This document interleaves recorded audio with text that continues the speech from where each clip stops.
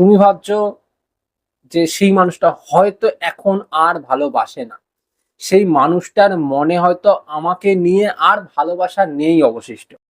কিন্তু বাস্তবে সত্যিটা কি এটাই যে সেই মানুষটা আর এখন ভালোবাসে না, নাকি এর পেছনে লুকিয়ে আছে কোনো একটা অনেক গোপন, অনেকটা গভীর কোনো প্ররোচনা বা কোনো খারাপ উদ্দেশ্য বা কোনো একটা আলাদা অনুভূতি কি আছে ভেতরে? আজকে আমি পুরোটা এই বিষয়টা নিয়ে আলোচনা করতে চাইছি। আশা করব তোমরা সবাই আমার সাথে থাকবে আর পুরো ভিডিওটা শেষ পর্যন্ত দেখবে, কারণ যারা যারা আজকের দিনে সমস্যায় পড়ে রয়েছে, হতে পারে তোমাদের সমস্যার কারণই এটা। তো চলো আজকের ভিডিও পুরোটা দেখো। চলে যাচ্ছি মেন ভিডিওতে। যদি মনে হয় আজকের ভিডিও ভালো লেগেছে, ভিডিওটা দেখার সাথে সাথে প্লিজ লাইক করে দিও আর চ্যানেলটা সাবস্ক্রাইব করে আমাকে একটু সাপোর্ট করো। শুরু করছি মেন ভিডিও। প্রথম পয়েন্ট, দেখো বন্ধুরা, প্রিয়জন যে দূরে চলে গেছে না, প্রিয়জনের দূরে চলে যাওয়ার না অনেকগুলি কারণ থাকে। সেই কারণগুলির মধ্যে আমি যদি ধরে নিই একটা সব থেকে নরম কোমল একটা কারণ, যেই কারণটার জন্য সেই মানুষটা তোমাকে দূরে সরিয়ে রেখেছে বা সেই মানুষটা তোমার থেকে নিজেকে দূরে সরিয়ে রেখেছে, সেটা হলো নিজের ভেতরে দ্বন্দ্ব। দ্বন্দ্ব কি জন্য আসে? হয়তো তুমি ভীষণ পরিমাণ তাকে ভালোবাসো, ভীষণ পরিমাণ, যেই ভালোবাসাটা সেই মানুষটা আর কারো কাছ থেকে কোনোদিন পাইনি। ব্যাপারটা বুঝলে? তুমি এইরকম তাকে ভালোবাসো, এইবার তার মনের ভেতর আসছে যে আমি ওর কাছ থেকে যেই পরিমাণ ভালোবাসাটা পাচ্ছি, পরবর্তী দিনে যদি আমি সেই ভালোবাসাটা ওর কাছ থেকে না পাই, তাহলে আমার জীবনটা কি হবে?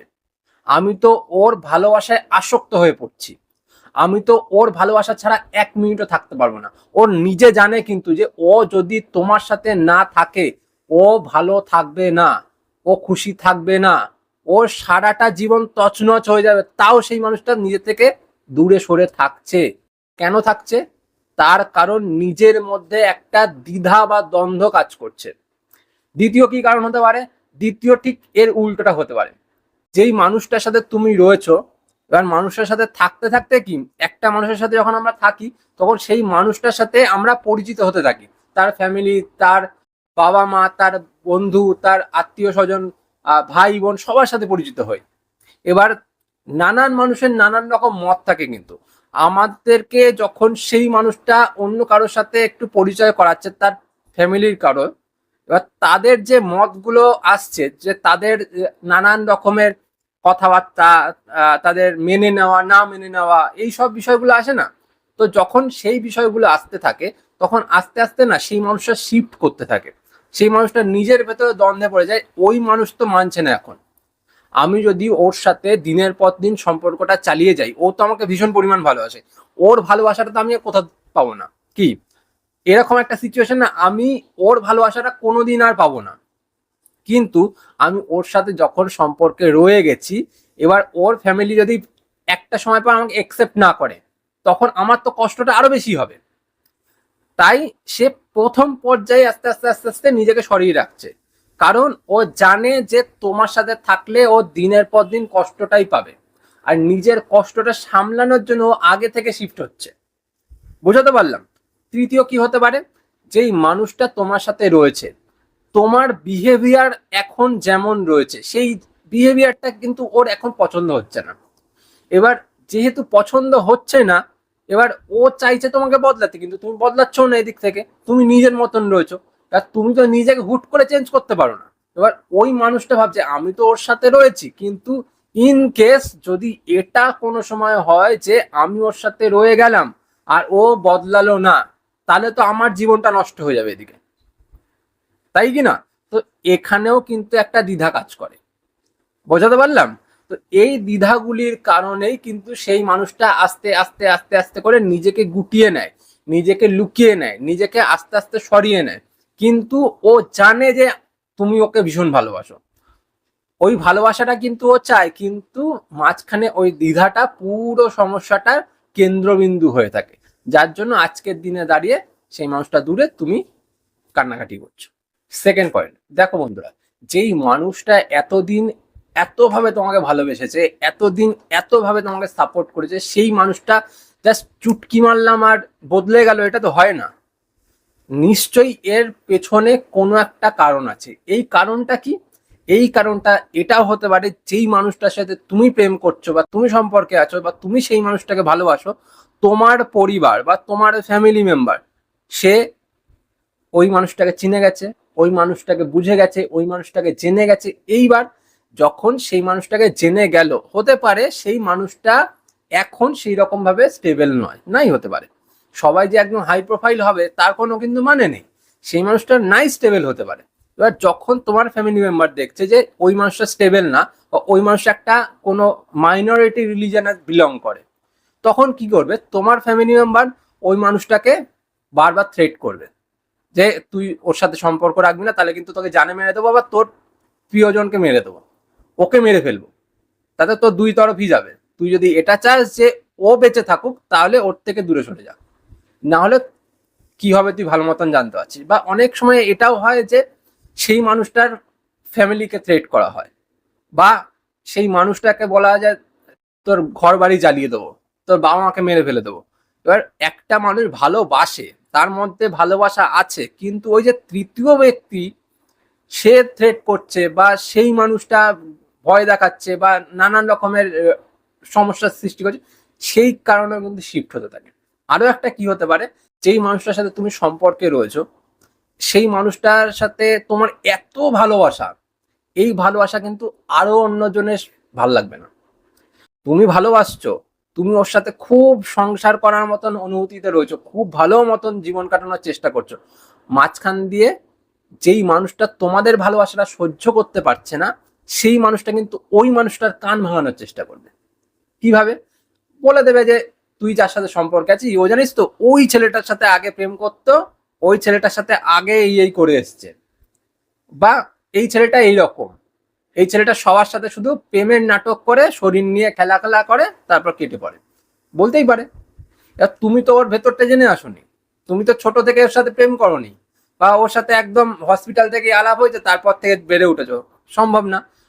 হয়তো 1 মাস 2 মাস, ধরলাম 2 বছরের সম্পর্ক, এর মধ্যে তো তার পুরোটা জানা সম্ভব না তোমার। তো এখানেই হচ্ছে মেন টুইস্ট। যদি কেউ তোমার নামে ওকে একটু নালিশ করে দেয় বা ওকে একটুখানি বুঝিয়ে দেয়, ও কিন্তু সেটাই বুঝতে চেষ্টা করবে, কারণ ও তোমার বিষয়ে পুরোটা জানে না।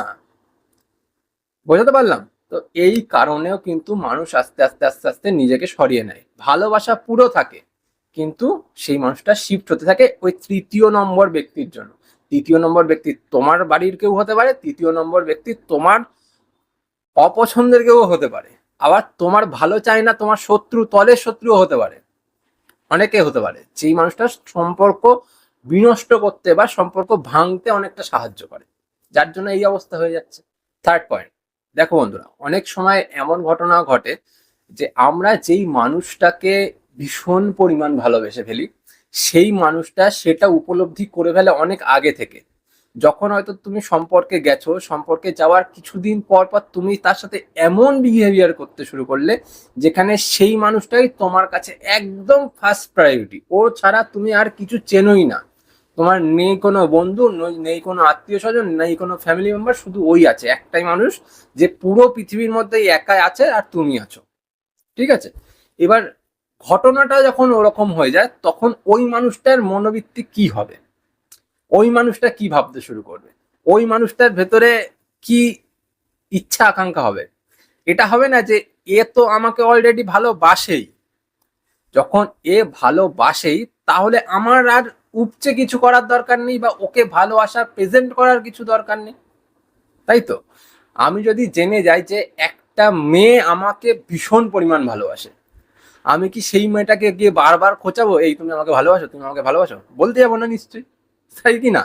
তো বিষয়টা ওইখানেই, যে আমি যখন জেনে গেলাম ও আমাকে ভীষণ পরিমাণ ভালোবাসে, তাহলে আমি কি করব? আমি তার থেকে একটু দূরত্ব বজায় রাখবো, যাতে সেই মানুষটা আরো আমার পেছনে পাগল হতে থাকে, তাই তো? এটাই তো সাইকোলজি বলে। তো এটাই হচ্ছে ঘটনা। তুমি যেই মানুষটাকে অফুরন্ত ভালোবাসা দিচ্ছ, সেই ভালোবাসাটা নিয়ে এক জায়গায় রাখার যোগ্যতা তার আছে কিনা সেটা তো দেখতে হবে আগে। তো তুমি না বুঝলে, না কিছু করলে, তুমি আগে থেকেই ভীষণ পরিমাণ ভালোবাসতে শুরু করলে, ওকে সারাটা দিন দিয়ে দিতে থাকলে, এবার ওই মানুষটা ওর মতন চলছে।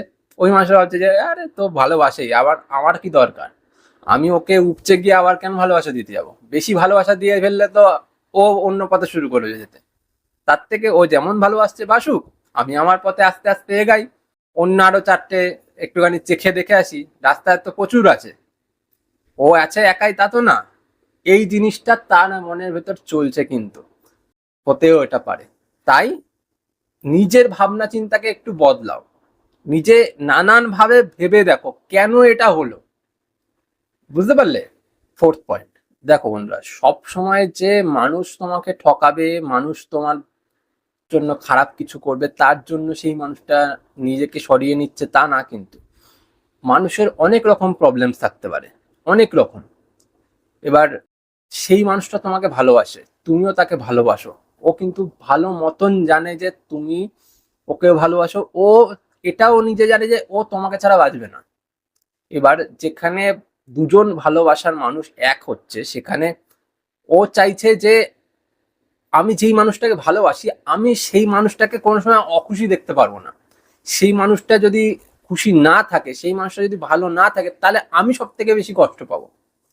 এবার যখন সেই মানুষটা সেটা উপলব্ধি করতে পারছে যে তুমি ওর সাথে থাকাকালীন তুমি সেই রকম ভাবে সুখ পাবে না, ওর কাছে সেই রকম সামর্থ্য নেই, ও কি করছে যে নিজে থেকে তোমার থেকে দূরত্বটা বজায় করে রাখছে, যাতে তুমি আস্তে আস্তে আস্তে আস্তে নিজের মতন গুটিয়ে নাও নিজেকে। নিজের ওর যে কষ্টগুলো, হয়তো ওর ফ্যামিলি ব্যাকগ্রাউন্ড ওরকম ভালো না, হয়তো গরিব, হয়তো ঠিক মতন কাজ বাজ করে না, বা হয়তো সেই রকম ভাবে শিক্ষিত নয়, হতেই পারে। এবার তুমি হয়তো হাই ফাই কোথাও বিলং করছো, হতেই পারে। সেই জায়গাটা থেকে দাঁড়িয়ে ও ভালোবেসে ফেলেছে। ভালোবাসার তো আর যে বড়লোক গরিব দেখে ভালোবাসা হয় না, ভালোবাসা ভালোবাসাই হয়। একটা মানুষকে আমরা ভালোবেসে ফেলতেই পারি, তাই বলে যে সেই মানুষটার সাথে আমরা সেই রকম ভাবে মিশবো তা না তো, যে ভালোবাসা আমি বড়লোকের সাথে মিশেছি তো বড়লোকের মতন করে মিশবো, হয় না এটা। আমার কাছে যেইটুকুনি সংস্থান আছে সেইটুকুনি দিয়ে আমি তাকে ভালোবাসার চেষ্টা করবো, পরিষ্কার কথা। এবার যখন আমি সেই রকম ভাবে ভালোবাসবো, তো আমি যখন দেখছি যে ও অনেক ভালোভাবে থাকে, ওর গাড়ি আছে, ওর বাড়ি আছে, এবার আমার সাথে থাকলে তো সে কুড়ে কুড়ে ঘরে থাকবে, ফ্যান ভাত খেয়ে থাকবে, আমার কি ভালো লাগবে? আমি যদি ওকে খাওয়াতে না পারি, দিনের পর দিনের পর দিন আমি ওকে না খাইয়ে রাখছি, সেখানে ও রোজ মাংস ভাত খেত, রোজ বিরিয়ানি খেত, থাকতে পারবে? বাস্তবটা তো ভীষণ কঠিন। ভালোবাসা ভালোবাসার জায়গায়, বাস্তবটা বোঝেও। এবার সেই বাস্তবটা দেখে ও তোমার থেকে আস্তে আস্তে শিফট করা শুরু করেছে, কারণ ও জানে যে ও ভালো মতন রাখতে পারবে না তোমাকে। এবার তোমার সেখানে বোঝা উচিত যে আমি ওর সাথে কিভাবে থাকতে পারবো। তোমার যদি কোনো সংস্থান থাকে, তুমি এগিয়ে যাও, তুমি নিজেকে দাঁড় করাও ওই জায়গায়, তাহলেই একদম বাস্তবের সাথে বাস্তবের মিল খেলেই সম্পর্ক আবার স্টেবল হয়ে যাবে। এবার তুমি বাস্তবে থাকছো না, তুমি উড়ে বেড়াচ্ছ, ও বাস্তবে ঘোরাঘুরি করছে, তাহলে মিল খাবে না।